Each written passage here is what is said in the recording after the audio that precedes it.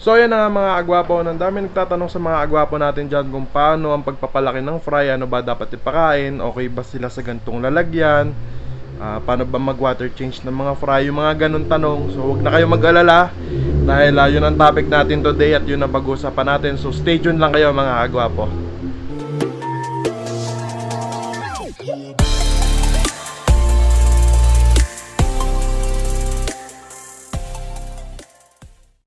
Eto na naman tayo mga agwapo, no? Welcome back sa Guapitos Aquatics at nagbabalik na naman si Seloy na merong daladalang video nating pagsasamahan, content nating pag-uusapan. At for today's video nga, tulad ng narinig nyo kanina sa intro natin, is ang pag-uusapan natin is kung paano ba yung pagpapalaki ng mga guppy fry. So this time, ito yung pinaka basic, no?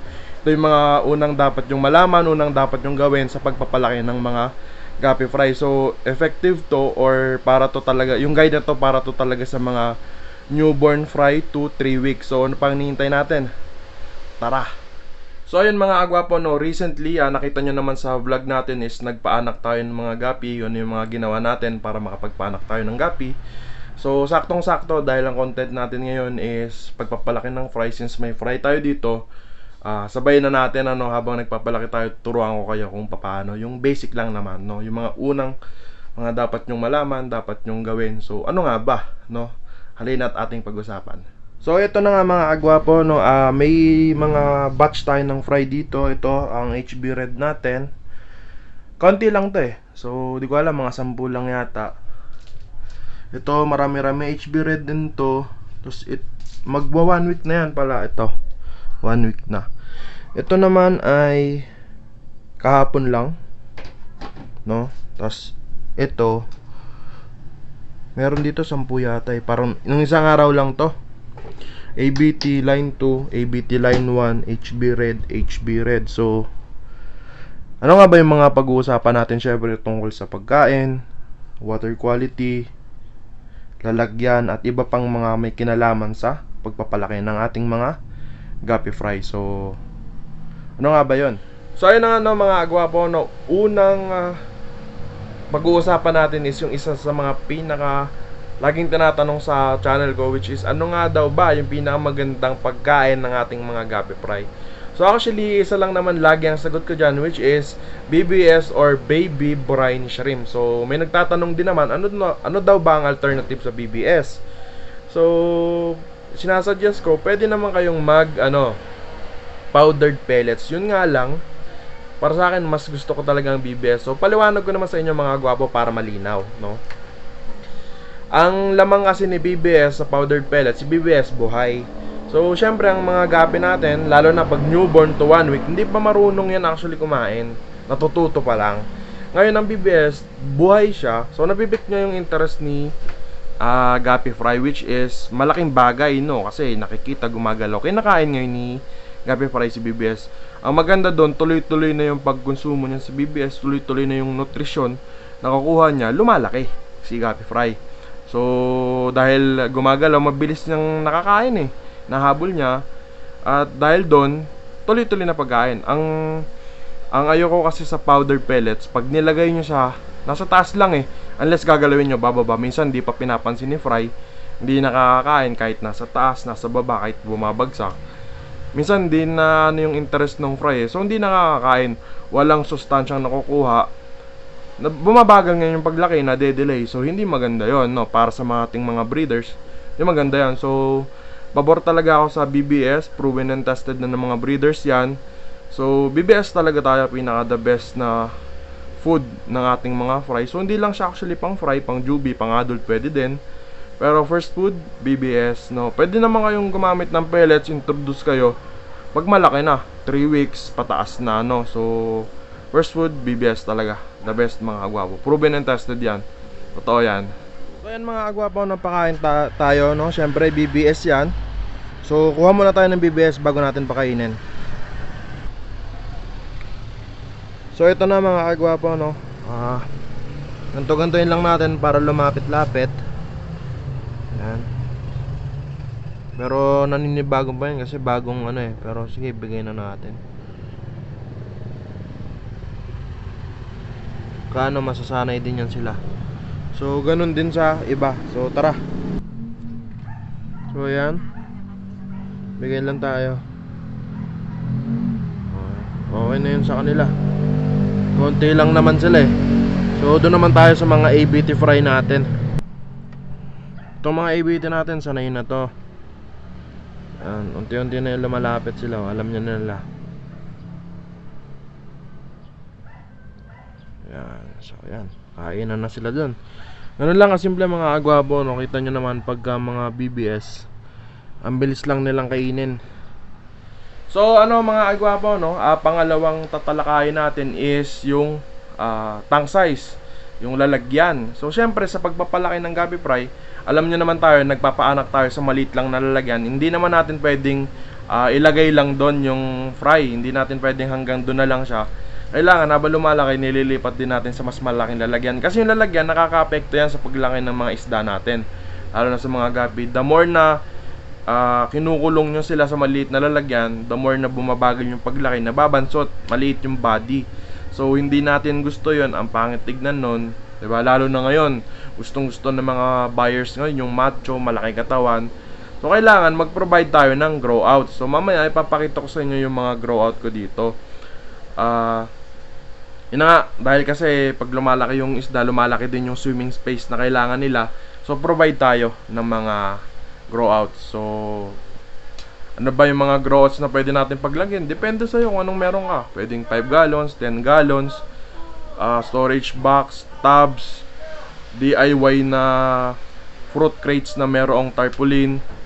Kung anong meron kayong pwedeng paglagyan, basta malaki para sa kanila, no? Wag natin i-enclose yung mga fry sa maliit na lalagyan lang.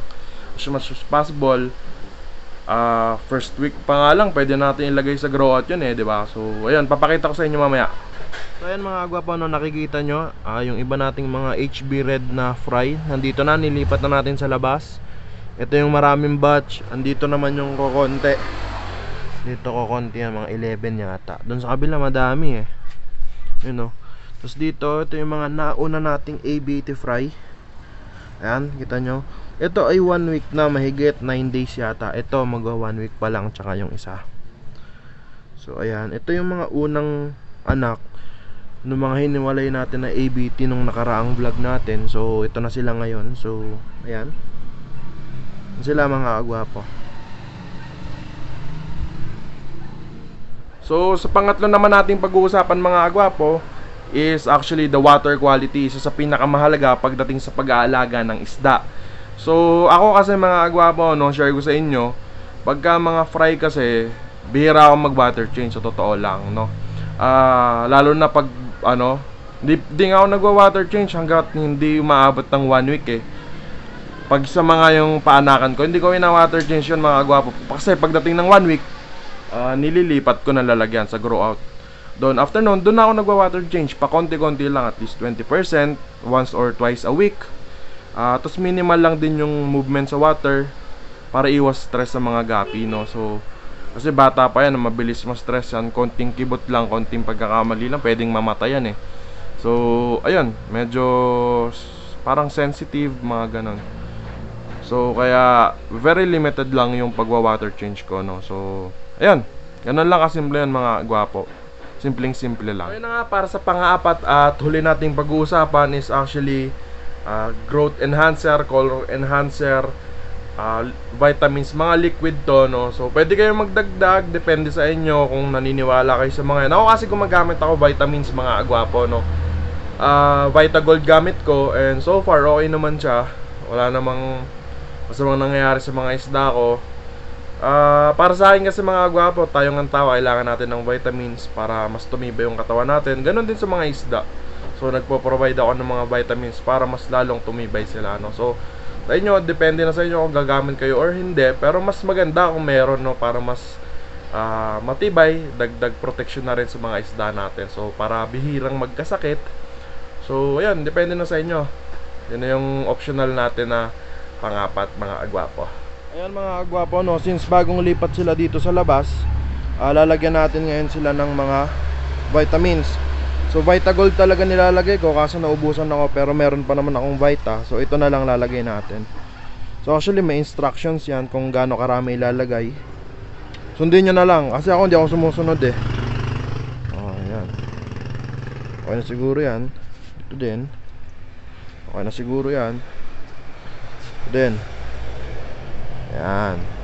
So basta hindi tayo sumusobra, okay lang, no? Pero mas maganda kung susundin nyo na lang mga agwapo. Mas safe. So ayun na nga mga agwapo, no? Tulad ng sinabi ko kanina, itong guide na to, ginawa ko to para sa sa mga agwapo natin na nangangailangan ng tulong pagdating sa pagpapalaki ng fry. So itong guide na to applicable or maganda sa mga newborn to 3 weeks kasi basic guide lang to. At this point tinuturuan pa lang natin kumain yung isda. At this point pinapalaki pa lang natin ng bahagya yung isda. 3 weeks pataas doon tayo nag-i-introduce ng mga pellets. 3 weeks pataas doon tayo nag-a-adjust ng routines nila, kung ilang beses sila kumain,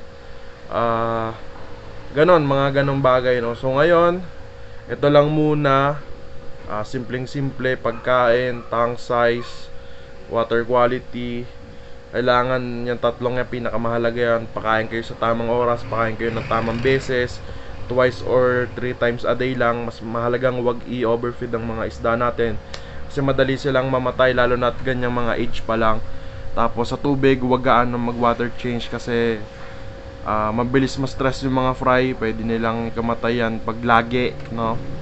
Sa tank size, provide tayo ng mas magaganda, mas malalaking grow outs para hindi sila mabansot, para ayos yung paglaki nila, 'di ba? So with tamang pagpapakain, tank size and good water quality, most likely lalaking maayos ang mga fry nyo and lalaking matibay at sana malayo sa sakit, no? So yun lang mga agwapo, no? Napakasimple lang, napakadali lang. Kung kayo man ay nagpapalaki ng fry, sana nakatulong tong ginawa kong guide na to. Sundin nyo na lang kung gusto nyo. Pwede kayo mag-improve ng kahit papano sa method ko na to. Depende sa inyo, as long as naalagaan nyo yung fry nyo ng maayos, okay na yan mga agwapo, diba? So ayun, dito na magtatapos yung vlog natin. Alam nyo na. So yun na nga mga agwapo, no? Hindi mawawala ang shoutout, no? So shoutout kay Boss George Renz Ebano, kay Andre Janelias, kay Lexter Catamio, kay Samuel Romero ng Samuel's Fishes, and syempre isang malaking shoutout sa idol ko dyan, Sir Jack Felizardo, no? So by the way, Samuel's Fishes and Jack Felizardo, parehas content creator na merong content na fish keeping din. So marami kayong matututunan dyan. So subscribe na kayo sa kanila.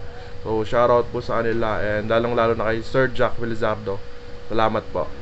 Happy fish keeping mga agwapo. So yan na nga mga agwapo, no? Dito na magtatapos yung vlog natin. Sana meron kayong natutunan. Sana nakatulong yung munti kong guide and tips para sa mga agwapo natin dyan. By the way, susundan natin tong basic guide na to sa fry racing pagka nag 3 weeks na tong mga to.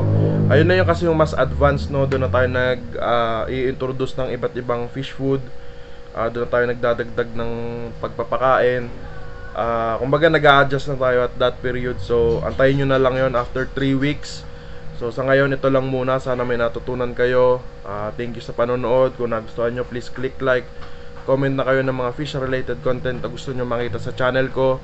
Sa mga nagpapa-shoutout, comment lang kayo. Please do share my videos para mas madaling makarating sa mga fish keepers na nangangailangan ng tulong pagdating sa mga sa pag-aalaga ng isda. So huwag nyo rin kalimutang mag-subscribe sa YouTube channel ko and click ang notification bell down below para lagi kayong updated sa mga nilalabas na video ng Guapitos Aquatics. Please like my Facebook page, Guapitos Aquatics. Nagpo-post din ako doon ng mga updates sa isdaan ko at saka sa mga vlogs. So alam nyo na mga agwapo, hanggang sa muli. See you on the next vlog. Guapitos out.